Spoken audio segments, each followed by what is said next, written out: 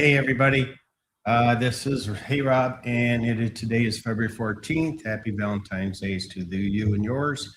This is today's update on Nancy Guthrie's disappearance. She's an 84-year-old woman, if you aren't aware. Her last known position was at the Catalina foothills in Tucson, Arizona, just north of Tucson, Arizona. She went missing early morning hours on February 1st from her home. It took until about noon when people that expected her to go to be at a church event to realize she didn't attend. So they contacted the family and law enforcement about noon. They found blood on her front porch, and they determined that the DNA from the blood matched Nancy's.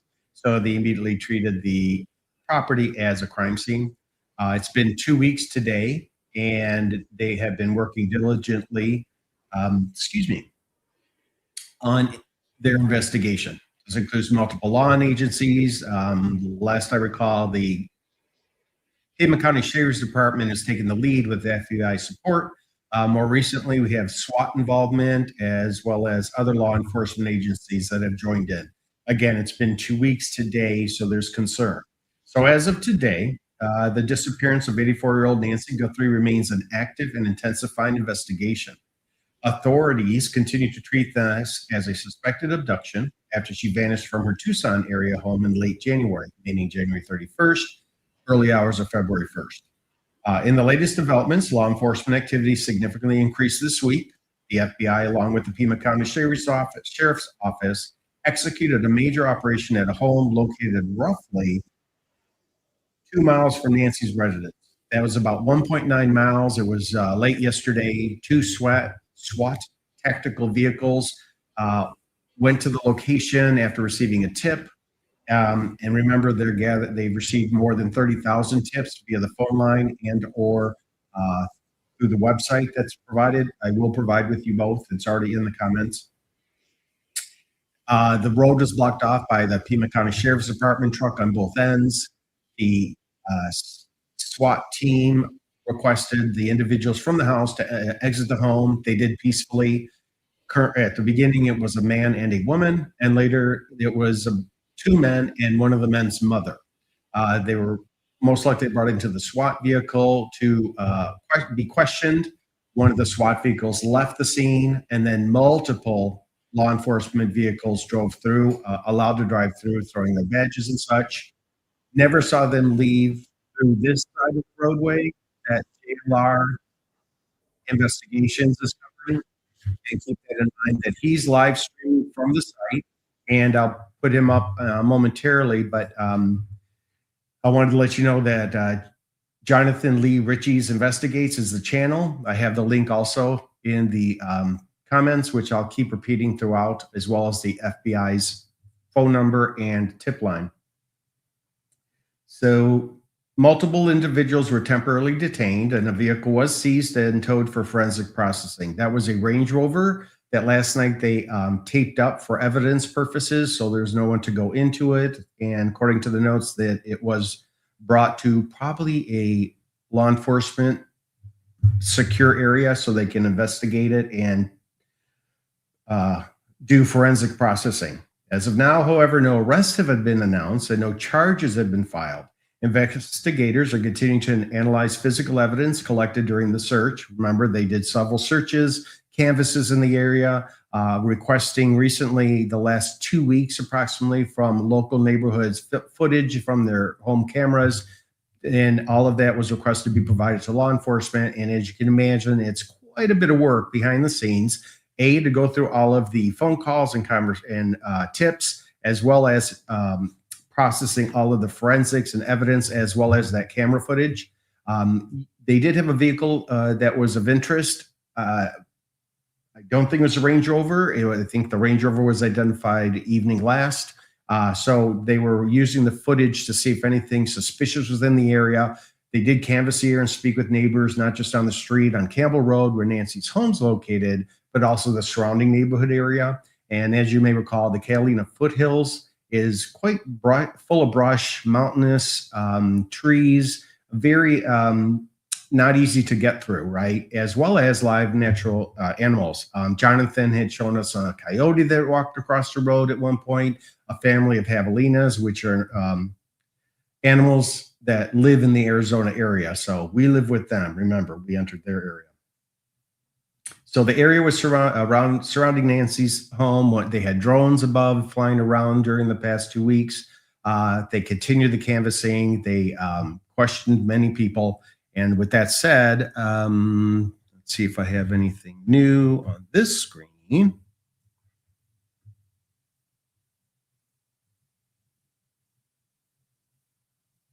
SWAT and FBI, multiple SWAT and FBI units were involved. Don't forget the Pima County Sheriff's Department. The Range Rover was seized. Three people were detained briefly in connection with the investigation, including during a traffic stop tied to the operation. No arrests have been made and no one remains in custody. The reward for any information leading to a location or an arrest has been increased to $100,000 from the FBI. And we still hold hope beyond hope. As we know, other cases have lasted a lot longer than 2 weeks. And victims have been found. So that's why we're staying positive. At least I am with my fellow viewers. And I will bring up Jonathan's channel. We'll hit the live and we'll keep that streaming. And I'll monitor the comments. Any updates, I'll allow. I have it here. Sorry, let me remove the poster from the FBI's poster. Take me off screen because I am not the story. And hit play. Let's see what Jonathan Lee Ritchie's has found out. Situation about, what's going on. This particular group of individuals feels like law enforcement botched the case. Like a law enforcement botched. Hearing that a lot. Like crime scene should have been secure. Things that should have been done at the beginning of the investigation. Botched. That was the word that was presented to me. Botched. You feel like the investigation at the beginning stage, stages has been botched in any way? Botched for sure. These are Jonathan's opinions based on what he's heard and received. So let's give him credit for his own views on what's going on. I'm sharing his live stream with the offer, which he offered out to everybody. Since he's there on site and managing the camera as well as talking to folks, sometimes he sets his camera as a stagnant view. Keep that in mind. You can see the sun is setting, so dusk is coming soon. But also the fact that I'm narrating to assist with any comments, answering questions, keeping people up to date. Because again, more eyes and ears regarding this case is going to provide more assistance to the location of Nancy, and with prayers, safe return. Let me quickly throw up here the tip line. If you have any information, please contact the FBI at 1-800-CALL-FBI or submit a tip online at tips.fbi.gov.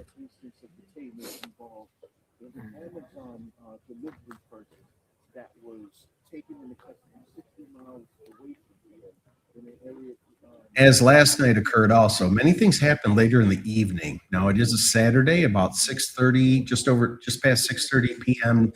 Arizona time, which is Mountain Standard Time. So keep that in mind from wherever you're at. I'm looking on my phone to see if there's anything going on.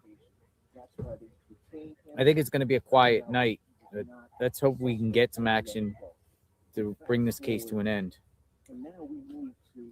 Also, we may have a guest appearance on the stream, Unsolved Mysteries by Amy from Boston.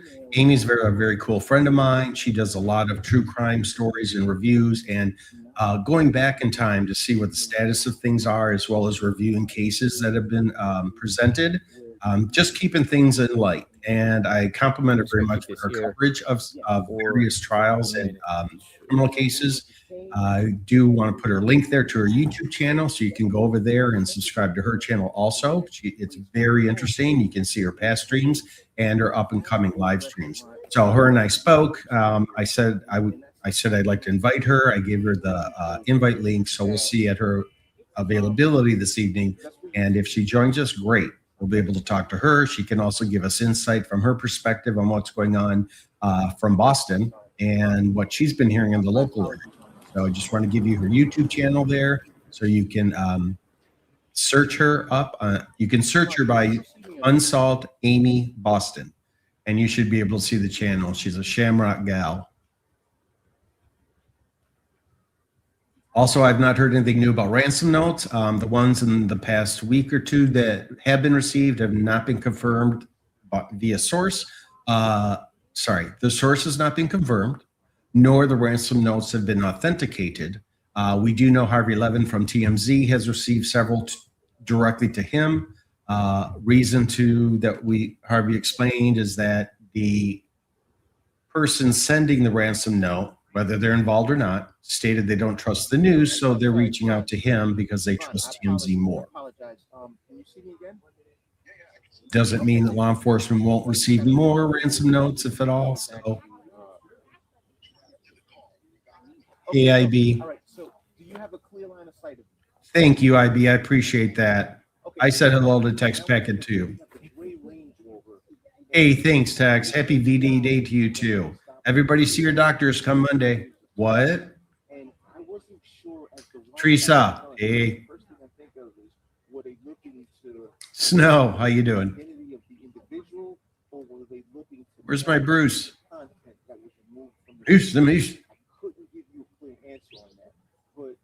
Hello there, Legendary. Sorry, I'm going to say Fledge. Sorry about that. Please don't be upset with me. Snow, keep up with the marathon running. No excuses. Weather's not a stopper. Remember that. Just my hypothesis on this was, I believe that the Range Rover was possibly a vehicle that was used to remove Nancy Guthrie from the scene. Hey, Charlie, how you doing? Charlie Tuna. I remember that. Good catch name. We're at the beginning of the investigation, and the investigation path is going to continue to move forward. But I genuinely believe that this was a burglary that went wrong, and the intent was not for this to be a kidnapping. Most people will say, "Hey, look, burglary." Hey, Stinky, how you doing? And that's true. Mimi Winch, how you doing? Situation where the burglar panics, and that's when he removed the body because. I wholeheartedly agree, and I hope beyond hope and saying my prayers with so many other prayers, they will come in handy. Trust me, they're very beneficial. So whatever deity you subscribe to, please reach out to them. Preferably a safe return for Nancy, but also for her family, who are probably having a very difficult time over the last 2 weeks.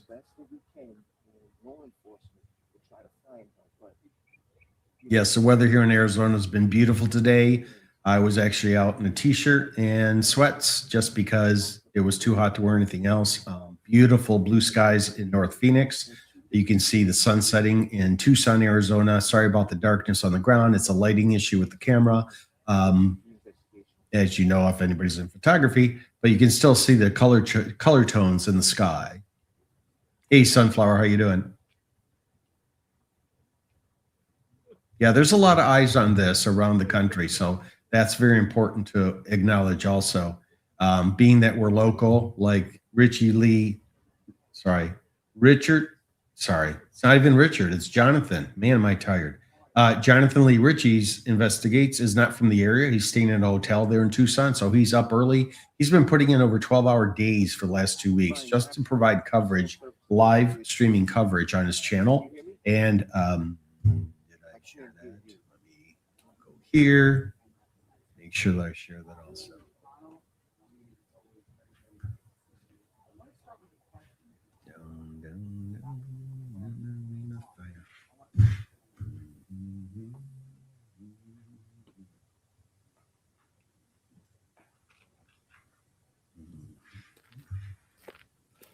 Here's Jonathan's YouTube channel. Momentarily, it'll be in the comments. Coming up. There you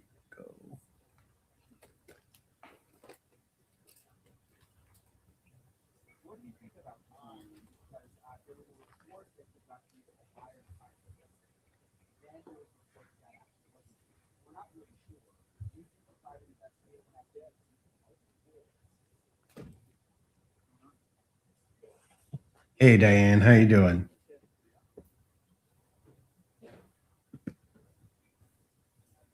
Actually, Snow, that's kind of you to ask. In the recent past this week, we had someone deliver sweets, which was sweet, but they also ordered Domino's pizza, which was actually sent to Nancy's home address, which is still a live investigation site. There was I know on Instagram, the Pima County Sheriff's Department posted to ask people not to send deliveries, especially to the home address, because it's a live crime scene and they could cause some evidence to be destroyed. So keep that in mind. So they are planning they are staying hydrated. I've seen in the past 2 weeks a lot of water people are bringing and sharing. If they're in the area and bring food over, that's great. But please do not order anything to be sent because we don't want to use Nancy's home address. And I don't think the neighbors would appreciate it if we used one of their addresses. But again, kind gestures from so many people looking out for the reporters, Jonathan, even the law enforcement area, because they do have to have someone protecting the Nancy's home. And don't forget also Annie Guthrie and her husband, Tomasco Cioni, live about 4 miles away, as well as Savannah, the other daughter. So there's 2 daughters, a son and a son-in-law. All of them have been kept to a location, undisclosed location, 24/7, being monitored so they stay safe, just for in case any issues, right? So they're being guarded, if you will. But they're not at those home addresses. So we have seen activity at both locations, Andy Guthrie's house about 4 miles away, and also at Nancy Guthrie's house, which is here in the Catalina foothills, just north of Tucson, Arizona. The road I believe you see here is Campbell Road, because to the right are all the vehicles that are parked, and to the left is the little flower collection folks have been dropping off flowers. Typical flowers are using the color yellow, and that's for the sign of hope, which is why we say hope beyond hope, that she's found safely.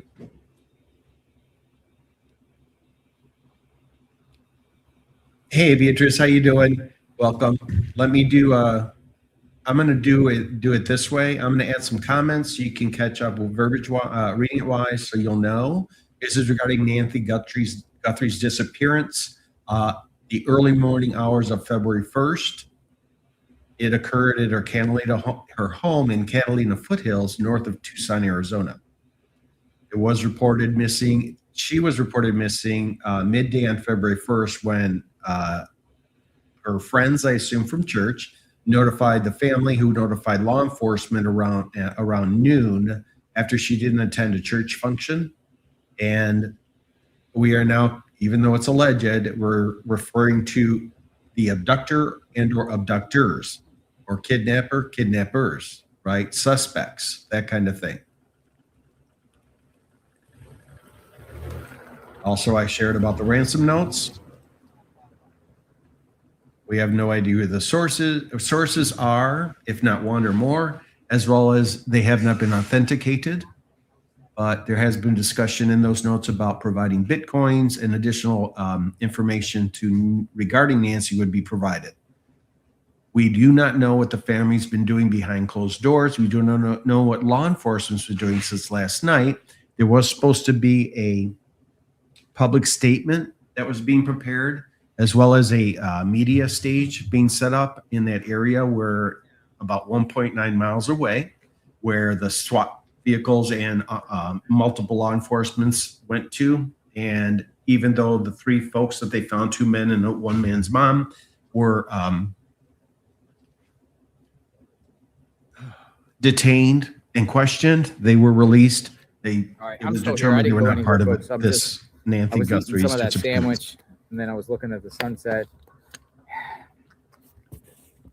Probably gonna wrap it down. Looks like everything is like coming to an end around here. See the scene out here.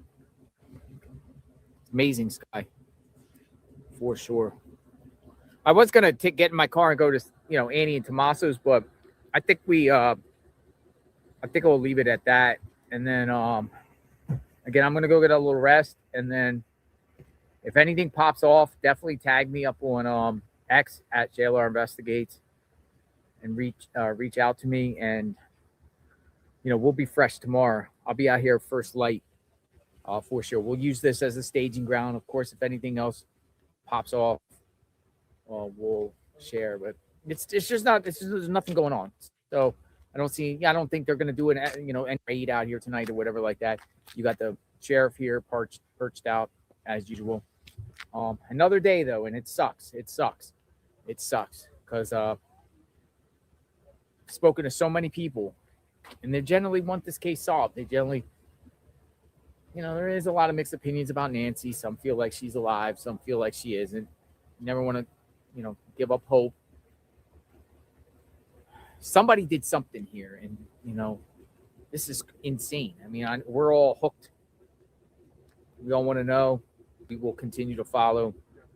We will continue to wherever they take us, we go. So on this channel, we'll go to the locations, whatever pops up next or whatever. If they reveal another location or whatever, we'll go check it out in real time, boots on the ground. All right, with that being said, appreciate everyone's support. We are Nancy's Army out front of her home. Power prayer.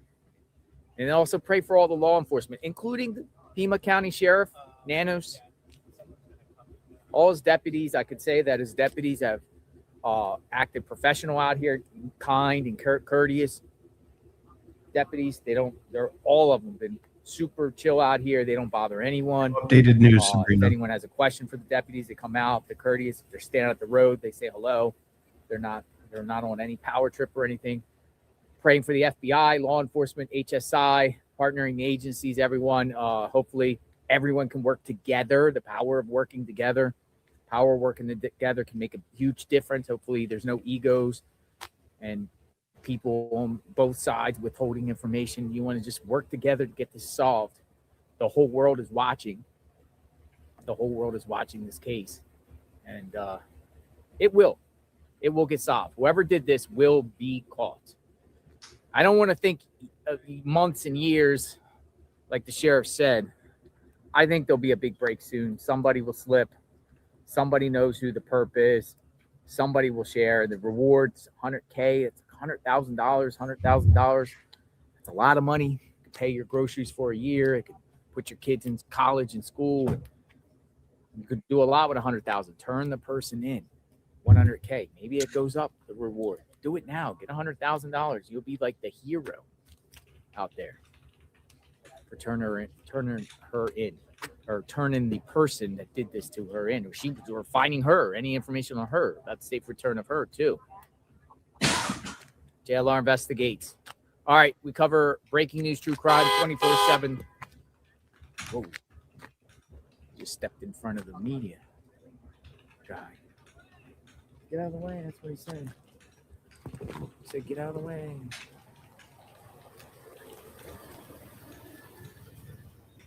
We cover true crime, boots on the ground, 24/7, 365.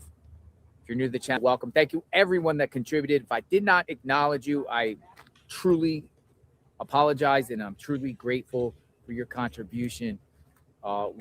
This is kind of like the go-to channel when it comes to this case, because we're here and we're following what's going on as it develops and everything like that. So very grateful for and appreciate every one of you out there. God bless. Praying for Nancy, praying for Nancy's family, praying for the entire Tucson community. All right, JLR Investigates. We'll talk soon. You all have a good evening. Saturday night. Be back tomorrow. For sure, if anything else breaks, I'll be back. We'll talk soon.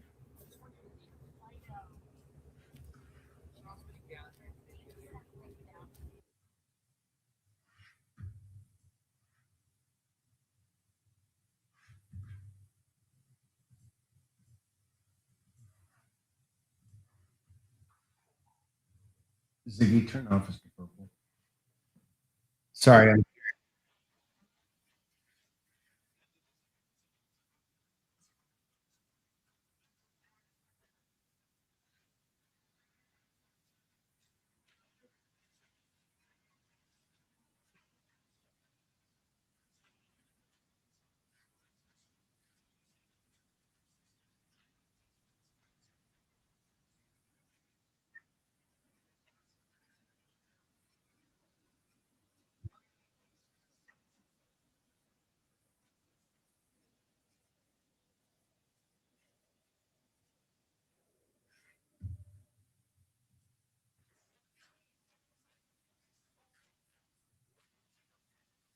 Sorry. It's on a different screen, so let me copy it over here, and then I'll share that, and we'll hear Chris's from Law and Crime on the case. Let's get that up for you so you can see what any information shared there, okay?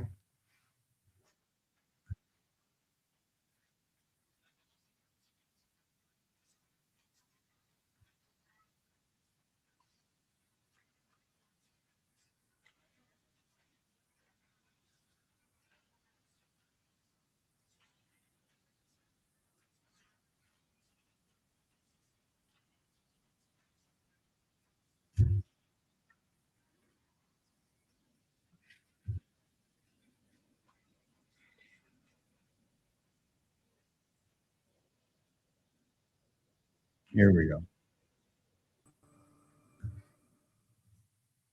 14 days later, and we still don't know where Nancy Guthrie is or who took her in the middle of the night from her home back on February 1st.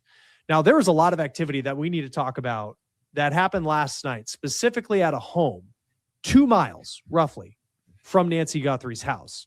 Also, there was a dramatic traffic stop that was allegedly related to the search for Nancy Guthrie. And these are pictures of investigators, FBI, and sheriff's deputies going through a vehicle that they pulled over in a traffic stop. The car was pulled over at a Culver's fast food restaurant. It's unclear why that vehicle was targeted. Now, the other activity with law enforcement happened at a home. The New York Times says the home, again, about 2 miles from Nancy Guthrie's house, it's in what's considered an upscale neighborhood, according to the New York Times. A woman lives there with her adult son. And this is according to a neighbor who spoke to the outlet. Now, the woman reportedly declined to comment to the media outlet.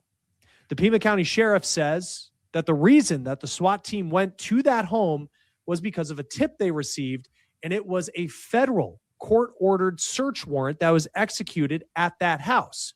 According to the sheriff, one man was detained and questioned, then released. No one was arrested. Now, it is unclear what the FBI took from the home, and it is possible that they are still following leads based on what took place and what they found inside the house. It's important to remember that with a search warrant, you have to provide evidence to a judge who looks and says, okay, this is something where I believe you can go into someone's house and take property out of it. So you look at that and you have to believe that law enforcement had at least something that pointed them in the direction of this house. But remember, earlier in the week, they did a raid at a home near the U.S.-Mexico border, about an hour from Tucson. You remember that man, Carlos, a DoorDash delivery driver. He's pulled over, he's detained, and he's questioned, but then he's released by law enforcement. And according to the sheriff of Pima County, Carlos's alibi seems to check out. So it doesn't seem like he was involved in the disappearance of Nancy Guthrie. Now, Friday night's raid happened hours after a major piece of information was confirmed by the Pima County Sheriff. That DNA, other than Nancy Guthrie's, was found inside the home. Now, it's unclear if that DNA belongs to the masked man seen outside of her home around the time that she was kidnapped. And it's important to remember that it very well could just be the DNA of someone who was inside her house, maybe a friend, maybe someone who worked at the home to help her. We know that hired help like gardeners have been asked to provide DNA samples. Now, speaking of Nancy Guthrie's house, we have to talk about a very bizarre scene that played out yesterday at her home. This is on Friday, and this is a picture of a pool cleaning company that came to Nancy Guthrie's house and cleaned the pool in her backyard. Now, this raised some questions, raised some eyebrows, considering Nancy Guthrie's house is a crime scene. The Pima County Sheriff said that the Guthrie family requested someone come and service the pool. Now, in an interview with Fox News, the sheriff addressed reports that a member of the Guthrie family may be a suspect in the case. We have heard that from the early days of this investigation. And the sheriff appeared to brush that off to an extent, saying that the Guthrie family has been 100% cooperative. They've done everything that law enforcement has asked them. But then when he was asked if any members of the Guthrie family have been ruled out as a suspect in the case, he said, no one has been ruled out. The Pima County Sheriff's Department has also put out statements saying that they don't have suspects or persons of interest in this case. Now, this does appear to be a major lead in the case. I want to show you this here. This, according to the FBI, is the type of backpack that the person spotted outside of Nancy's home, tampering with her front door camera, was wearing in those images. Now, the backpack, it is a 25-liter Ozark Trail hiker pack backpack. And very interesting, the only place that you can get it is Walmart. That's it. Now, it's not some small sporting goods store, but it is something. And you have to believe that law enforcement is talking to Walmart and getting records and going through who bought that backpack, maybe in recent weeks or recent months, if there's anything there that could help lead them to that person we see in the images released by the FBI. Now, it could be huge in finding that person we see on the surveillance video on the front porch. And when you look at that video of the person in the mask and you see that backpack, you notice that the backpack is full. It's unclear what they have inside of it. Now, along with the images of the backpack, the FBI also put out a description of this person. They say the suspect is a male, standing around 5'9" or 5'10" with an average build. May not sound like a lot, but when you think of that height, you can rule out a lot of people. Now, the FBI also doubled the amount of money it's offering as a reward for information that would help find Nancy Guthrie and the person or people who took her. So that reward from the FBI is now at $100,000. Law enforcement confirmed to media that a pair of gloves was also found during an extensive search of Nancy's neighborhood. It's unclear if they are connected to Nancy's case.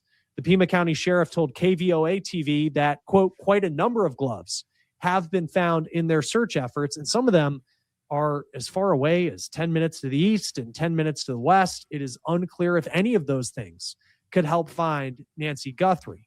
Now, the Pima County Sheriff, in his interview with Fox News, also said that they did not find a glove inside Nancy Guthrie's house or on her property specifically. It's unclear what other pieces of video law enforcement have in this case. You know, if it's more than just what we've seen, that we know the FBI had to go and dig very deep, they say, into the servers for the Nest camera to pull out images that they didn't think existed until just a couple of days ago, showing that man on the front steps. Again, it's unclear what other pieces of information they have, the video that they potentially could release to the public, but we do know that they are asking the public for more video, specifically people with home surveillance cameras, just like Nancy Guthrie apparently had. Thursday afternoon, the sheriff put this call out saying that they want video from January 1st to February 2nd, 2026 of a 2-mile radius of this part of town. This is near East Skyline Drive and North Campbell Avenue, and they want anything that shows vehicles, traffic, pedestrians, or suspicious activity. Now, Nancy's home is about a 4-minute drive south of that intersection, and law enforcement say they are reaching out to people on the Neighbors app. So anybody watching, if you get a request from law enforcement for video, if you're joining us from Pima County, Arizona, the official request will have like a blue check mark on it. Now, law enforcement also put a link out on X for people to submit videos as evidence.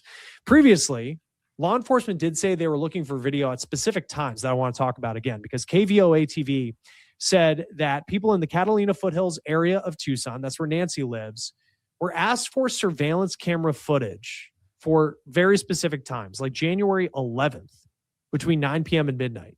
That's roughly 22 days before Nancy was taken. Then they also want footage from the morning of January 31st. That's the day before Nancy was taken, between 9:30 in the morning and 11 a.m. And KVOA says that's because there is a suspicious vehicle on a street at around 10 o'clock in the morning nearby. So with that said, I want to show you the missing persons poster that's now out by the FBI. And again, the reward at $100,000 for information to find her or the people who may have taken her. And if you have any information on Nancy Guthrie, contact the Pima County Sheriff's Department, 520-351-4900 for the FBI, 1-800-CALL-FBI, or tips.fbi.gov. Joining us now to talk about the latest on this case is retired NYPD Detective Tom Smith, co-host of the Gold Shield Show. It's always great to have you on Law and Crime.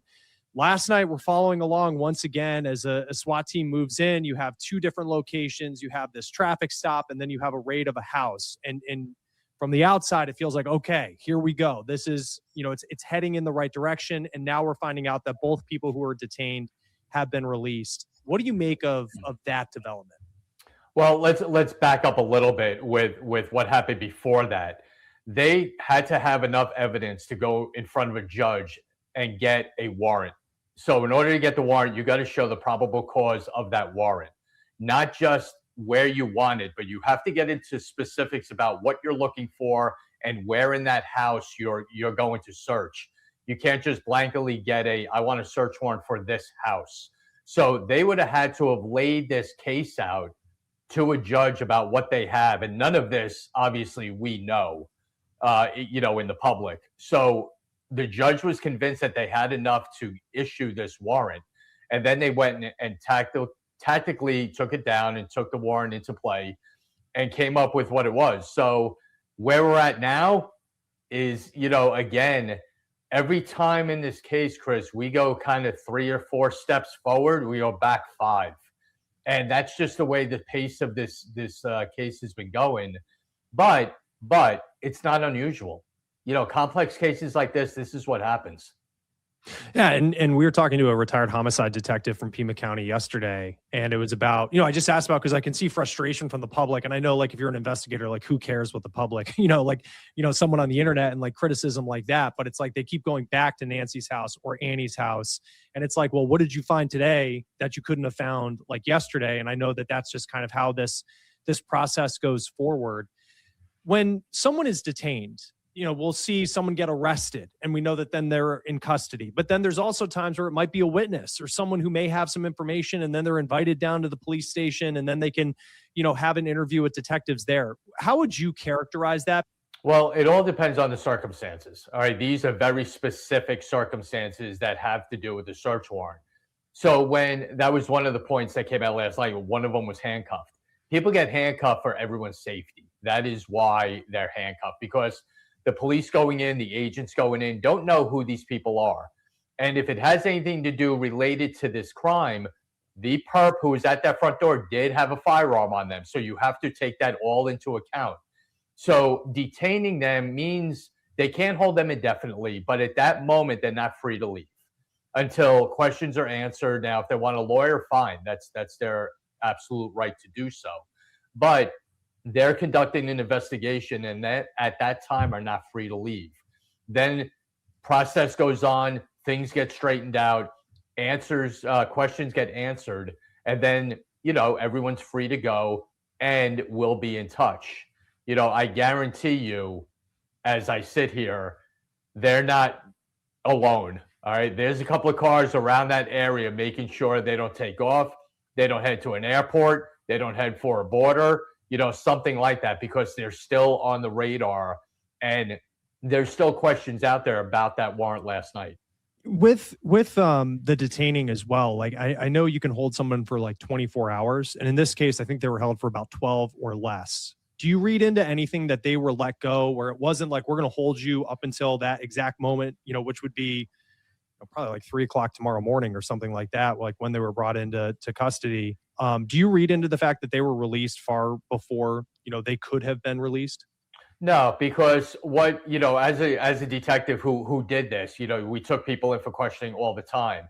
The people who have intimate knowledge of this case and every piece of evidence they have are going to know within a little while whether these people are involved or not, just through questioning, through interviews, through some sort of interrogation. They're going to know whether they're on the right track or not. And if you're on the right track, that time frame extends, obviously. If you know that they're not involved, then you don't really play games with it, trying to come up with different things. But they're going to, I guarantee you they took their time, and the people who have the best knowledge of this case are the ones who are questioning them to make sure all the questions got answered and they're on the right track, or they're not on the right track. And obviously there was enough last night with the interviews that were conducted to let them go at this time.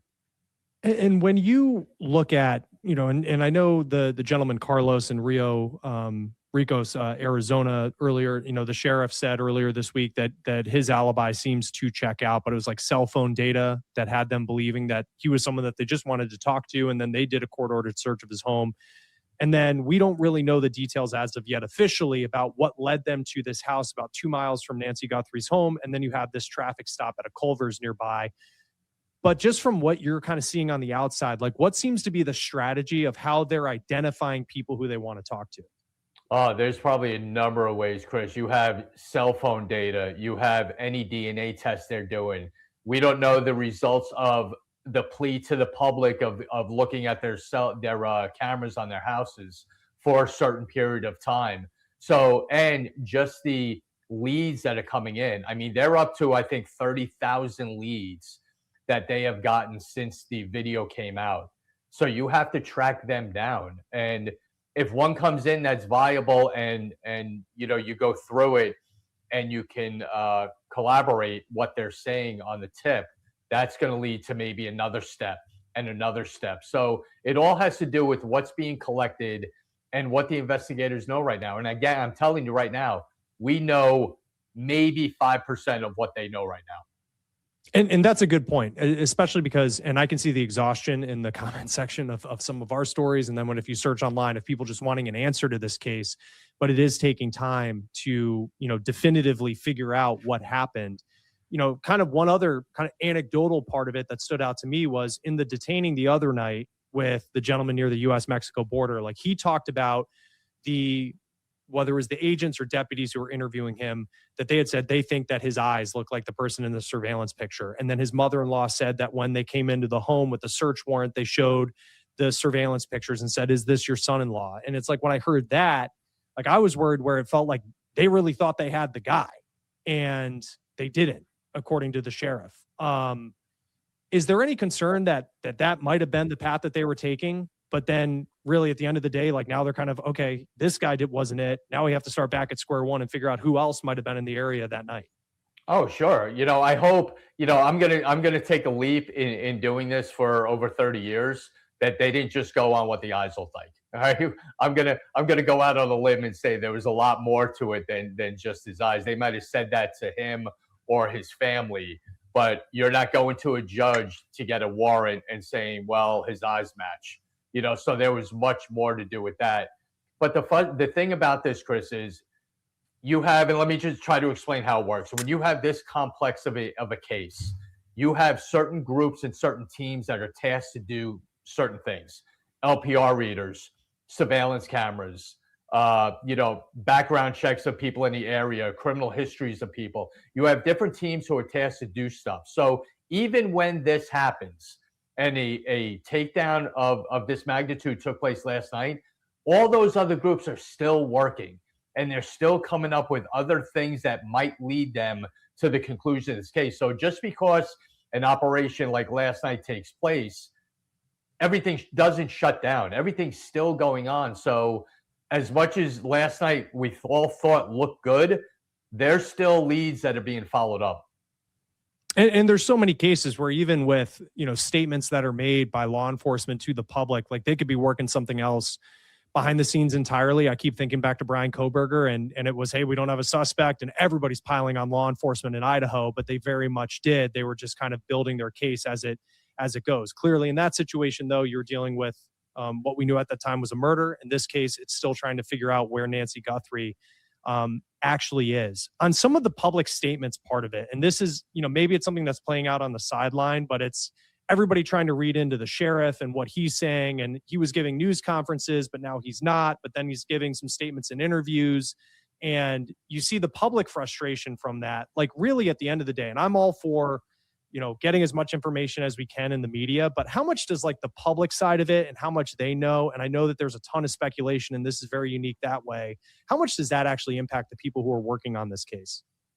Well, you try not to listen to what's going on outside of those teams, because then you just get distracted and you can start going down a path that isn't a lead and doesn't mean much, but you're taking up the resources to do that.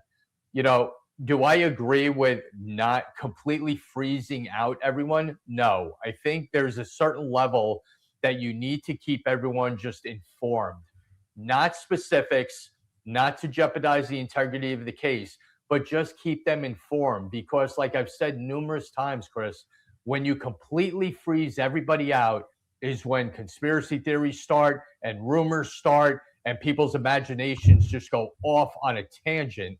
And that's what gets distracting, because then those people who are thinking just the weirdest and wildest things, they're the ones making calls into that tip line, taking time out of investigators to work real leads and leads that are viable, not just someone's imagination because they haven't heard from the sheriff or the FBI in a couple of days. Yeah, because it's and we're starting to see that. I mean, you just search online and you're like, and you're trying to follow down every lead, even on our end, trying to figure out what might actually be a legitimate thing to follow. And so much of it is just not true. And we'll see how the rest of this case plays out. I haven't had a chance to ask you just about the surveillance video that came in. And when you see this person in their mask, they have that backpack, we believe we know the brand and that it's something that was sold at Walmart. Like, what stood out to you the first time you saw that video? The first time I saw it, and I watched it, I remember when I finally got it and watched it about 5, 6, 7 times and kept coming up with the same conclusion. He's not a master criminal. He's an amateur about what he's doing. And I still, to this day, I've said it over and over again in the beginning of this case, I don't think the target of this was a kidnapping. I think that was a secondary thought. He doesn't act like he's in any rush. It's oh my God, I got to get in this house before the person in the house sees me. He doesn't have that kind of demeanor while he's walking around the house. And so to me, I don't even think he knew someone was home. He might have been watching the house earlier and seen Nancy leave, but then had no idea she came back. He doesn't seem like he's in a rush to do anything. If someone's in a house and they're your target to get, of a kidnapping, you're in a rush. You got to get in and out, get it, grab it in the car and away. Not just walk in and trying to cover a camera, and all that was very weird to me. And like I said, I still think the kidnapping was not the initial plan, but a secondary crime. Because I felt like watching it, it's like, on one hand, he had no idea that the camera was there until he saw it, but it like didn't phase him, which like that was kind of chilling. Where, I mean, you often see with like people who are trying to break into homes and like some of these Ring doorbell cameras, like they book the second that they think that they're actually on camera. And like this person wasn't phased by it at all. The backpack, knowing the brand of it, knowing it was sold at Walmart, it seems like a pretty big, lead that could help them. But at the same time, it's not like a small sporting goods store, and who knows if that backpack was even purchased within the last, couple months or years. Like, how big of a deal is that to trying to piece together who that is? Well, it becomes a big puzzle. You see the video, you identify the backpack, the stores that it's sold in. So you go to those stores, and I would go back at least a month or two to try to see if they could come up with a SKU number of that time frame and if any were sold during that time. And then you're going to match that up with maybe any videos that are over registers, of maybe anyone being captured buying those. It takes a lot. Don't get me wrong. I just rattled that off in about 15 seconds, and it's a lot. It's a lot of hard work. It's a lot of meticulous work. But it is something to follow up on and a lead that can be run down. And I think that's what they're doing because you're going to start in that area. So you're going to go to the closest Walmart, and then you're going to kind of work outward, from there. But Walmart's not the only store that sells it. It's just one of the most popular ones. So you're running into just other merchants as well that could be selling this, but you have to start somewhere. And I think that's a viable beginning. And now that we're officially, this is day 14, so it's been 2 weeks since she was taken. And again, there's probably 95% of, there's not, a lot of leaks coming out. I mean, I know that there's a lot of statements from the sheriff back and forth, but it seems like the people closest to the investigation, as far as like the FBI agents, the Guthrie family, all of that, there's not a lot of information coming out of there. One statement that got a little bit of traction yesterday was looking at the family, and they've been super cooperative, 100%. The sheriff says they've done everything. And then it was like, well, if the family's ruled out yet, and he says, well, nobody's ruled out. And then suddenly people look at that and say, well, the family's not being ruled out. Like, how do you actually rule someone out at this point? Well, the sheriff's been saying a couple of things he probably shouldn't, elaborate on. He just contradicted himself in one statement. So right.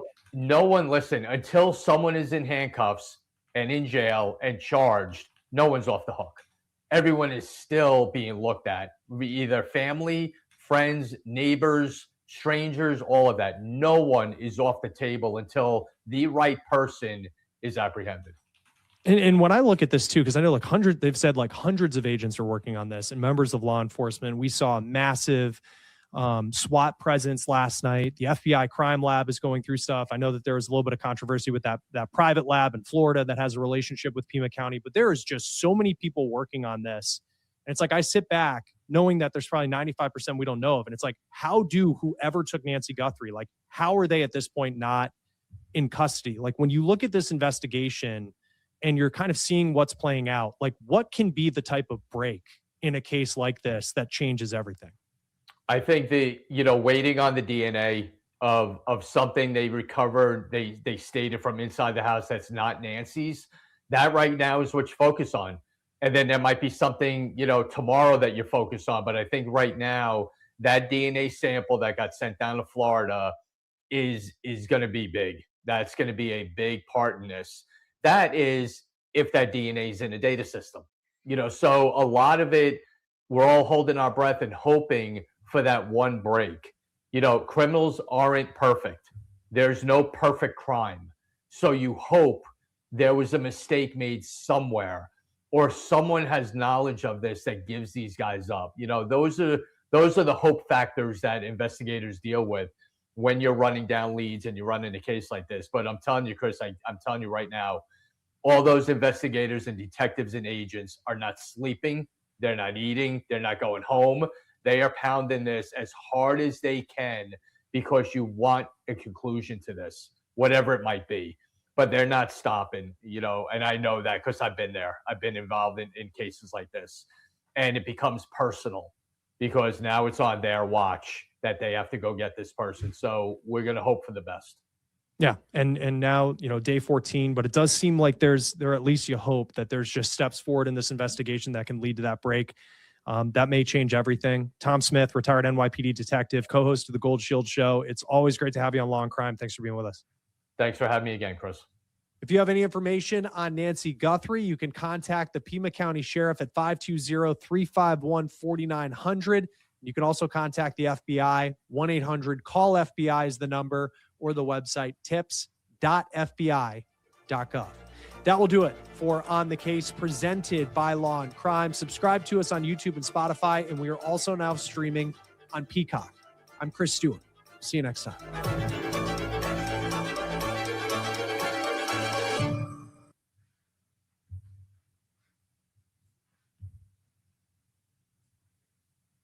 So that was a report from Chris Stewart from Law and Crime. I thought it was worth sharing so we get some more insight as to a perspective from someone who's actually has ran an investigation, has in law enforcement, has been in law enforcement.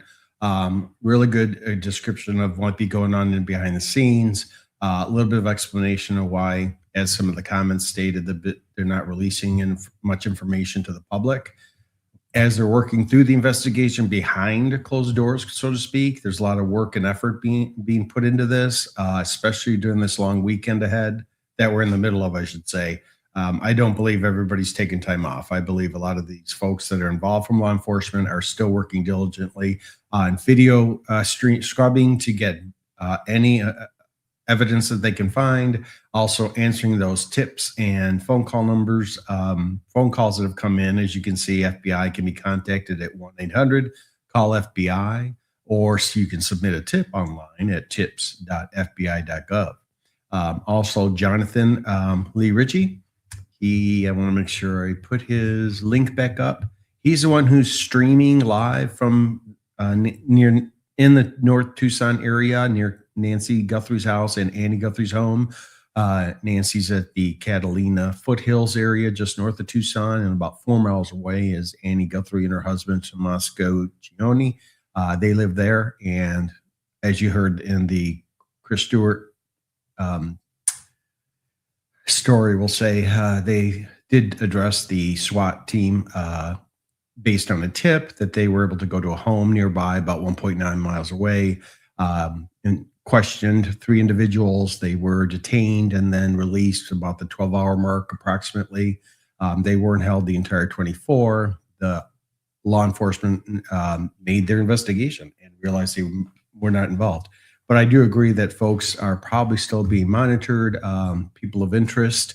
So, and they probably been, I would make a strong assumption they were told not to leave the area, stay nearby, that along those lines, because it's important that we don't know if they're ever going to be contacted again or something else comes out via evidence or investigation. So keep that in mind also.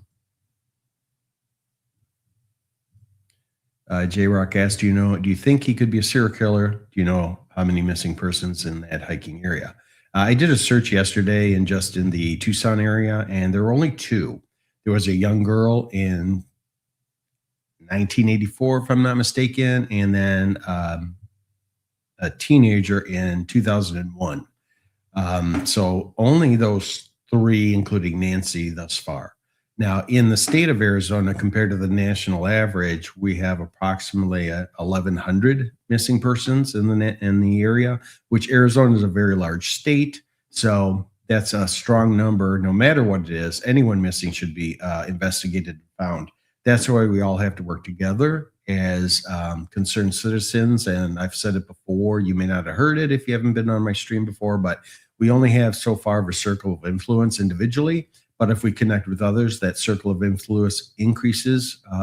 And the more people you know and talk to, you never know how you're going to find new additional information, whether it be related to Nancy or any other missing persons, especially children, young adults, and even the elderly. Mostly children and the elderly, which are more susceptible to become missing, if you will. Sorry, it's been a long day. And the concern is that you just want to watch out for everybody and make sure they're safe. If you have questions, comments, or concerns, always contact your local law enforcement and take video. It seems that a lot of times these days, video can answer a lot of questions. So utilize what cameras are out there. Your phones, usually most phones have cameras on them. It does not hurt to grab video, especially in public places, or if you're concerned about an individual or a group of people. It's better to contact law enforcement to handle it than step in yourselves, as well as video of folks so that you can have evidence to give to law enforcement when they arrive. Never put yourself in harm's way. It's kind of like the adage in the airplane, make sure that you put safety belts on everybody. If the oxygen masks drop, put one on yourself first and then help people around you, because you cannot help them if you were to pass out. Just an adage I thought of just now, so I thought I would share that. So keep that in mind also. Just looking through the comments right now to see if there's anything there.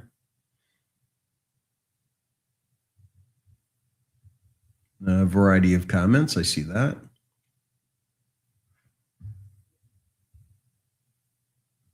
This right here on your screen is the latest updated missing persons poster from the FBI. It is downloadable from the FBI site, so you can do a search yourself online. It does give a description of Nancy, but it also includes now 3 of the photos about the person who had been at her front entrance. A good, strong possibility that this person is the one that may have allegedly abducted her. We don't know for sure, obviously. We haven't received new information. They were supposed to release a statement last night regarding the home that was, that the road was blocked off around the home that's about 1.9 miles away from Nancy's home. But come to find out, they were detained and released.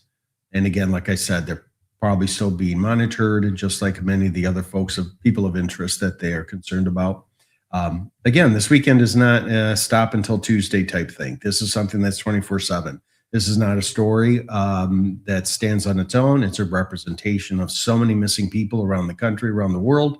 So it brings to light about anyone who's missing, the loved ones that are feeling what Nancy's family is feeling and going through right now. It's not something that should be put to the wayside.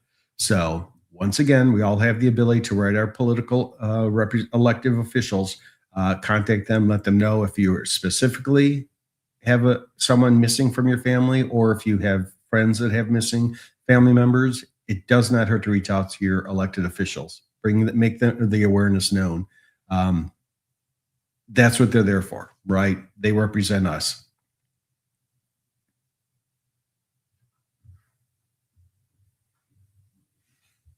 I don't want to pull up any more new videos because they're all going to be pretty much the same information, just so you know. And I would hope that you try to enjoy yourself with your family this weekend, or anytime as much as often as possible. But keep in mind that Nancy Guthrie is still missing and the investigation continues, as well as if you do come up with any information, like it is this long weekend, there are events going on in Tucson, there could be groups of people. So if you're in the Tucson area and you're attending any events, just be cognizant of the people around you. And again, don't take anything in your own, make steps on your own. Alert law enforcement, take video and or pictures. Don't hassle anybody. Don't bring a big attention. Just if you have a concern, we have the 1-800 call FBI, easy enough to dial and let them know. And again, I'm North Phoenix. You never know in this area or even anywhere else. The digital boards that the FBI has populated with the missing persons poster, even as far as Houston, Texas. So this is information. This is going around the country, and we just want to make sure that she's found unharmed or safe to bring back to her family. So any questions anyone has, because I'm getting close to just ending the stream now since we don't really have any new information yet. If something comes up, Jonathan will go live, so keep his link available. You can always tune into my channel. If something does come up, I will make sure to stream it. But I didn't want to keep you online just to keep you online. Everything is status quo, shall we say, currently.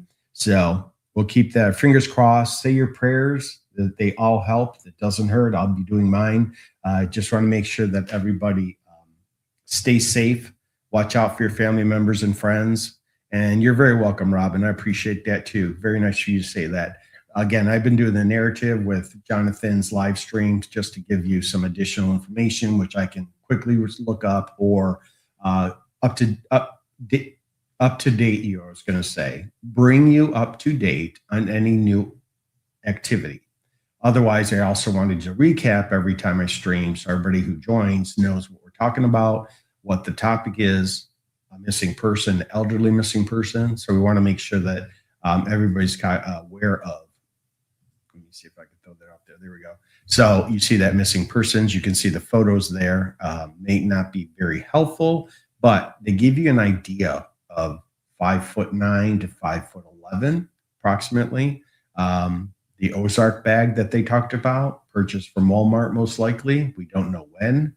Also, the one glove was found. It's probably being analyzed for DNA. And if they do determine the DNA and who it is, if they have in the system, they may track them down, right? They could be in the process of tracking them down. They're not going to share that publicly because that person would be aware that they're looking for them. At this point, we haven't heard anything new, but the 30,000 plus tips and calls that have come in, a lot of efforts going on, right? I did a call center job a long time ago. And when you get flooded with phone calls, you're doing your best to be professional and assist the person on the other call. In this case, you could have frantic people calling. You could have any type of person calling in with a tip, and you have to capture the information. I don't know the process specifically, but I'm sure they have a process. Not every phone call is 10 seconds or could be a minute or two long or longer, right? It all depends on what the type of tip it is. Plus, don't forget, all the camera footages that they've received and are looking for and gathering has to be scrubbed, has to be looked at, has to be reviewed, and even sometimes cleaned up to be clearer. So there's a lot of procedures that go into this and processes so that if they do find something that seems to be applicable, they then need to focus on that and do more due diligence to, like, for example, the vehicle. If they have a vehicle of interest, where was it located? Where was it last located? What direction did it move to? Between different parts of the city, what camera picked it up? They can determine stuff like that. So just want to make sure that I brought you up to date. If there's any questions, you can always drop me a comment, or also Jonathan's, which I will put his link back up for everybody so you can see his YouTube channel. You can also search on JLR Investigates and you will see him pop up. and you can join his channel. You can see the past 2 weeks plus previous videos he had done, but his daily coverage of approximately 12 hours a day on site, filming, watching what's going on, gathering information is very helpful if you are monitoring Nancy Guthrie's status and how this case is moving forward. Okay.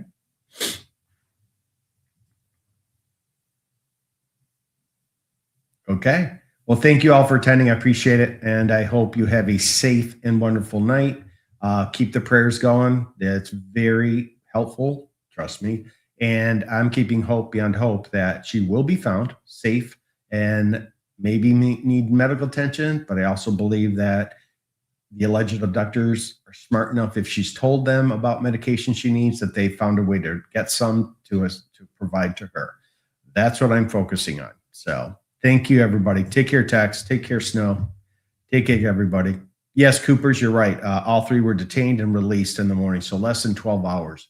But that a lot of activity last night, as you saw through the coverage, might not have panned out. But at the same time, you can see the intention of SWAT and law enforcement to follow up on tips.